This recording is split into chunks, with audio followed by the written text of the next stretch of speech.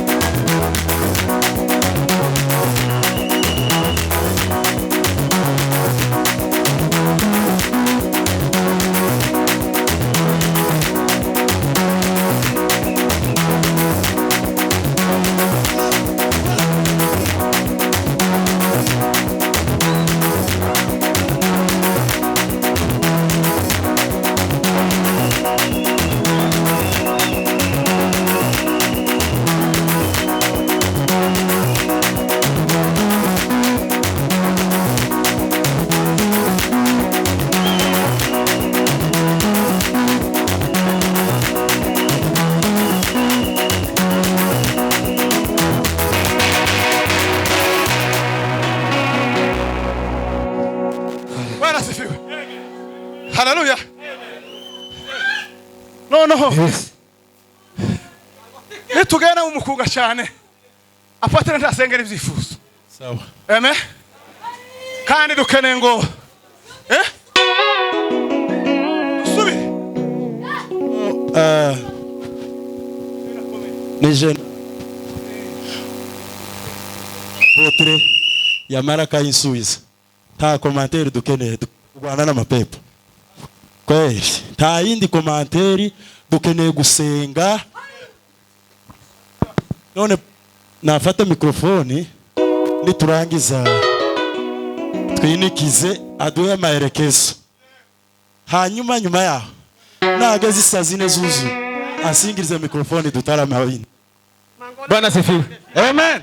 Ngiye gutanga itangazo bagihagaze hano kubera impamvu zigitengera hari amakanisa batakeye batanga itangazo ry'igitaramo ku cyumweru tuzotaramira hano tuzoba dufite no kuvuga ngo abayumbe bose ba Nairobi bazotaramira hano.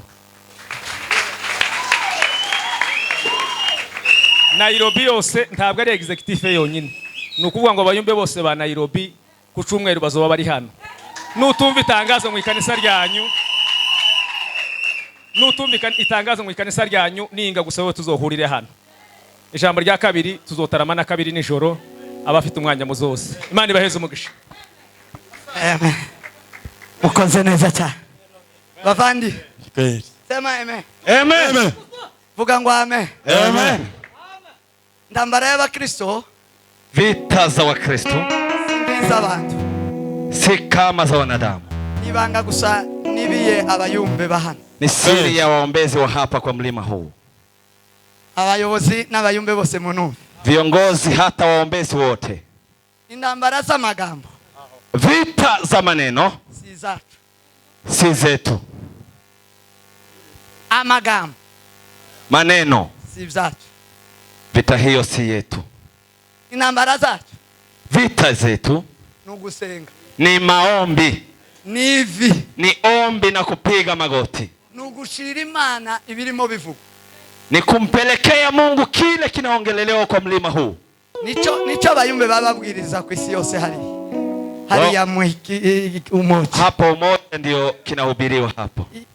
Ikiri muyobozi wacu yasomye cyagice yasomye cyo zakozwe n'intumwa. Matendo ya Mitume hapo amesoma. Zari indambara z'intumwa. Ilikuwa ni vita ya mitume ni dini abatanzi na dini ama makuhani, barabatera barabatoteza, wakawashambulia na kuwakandamiza.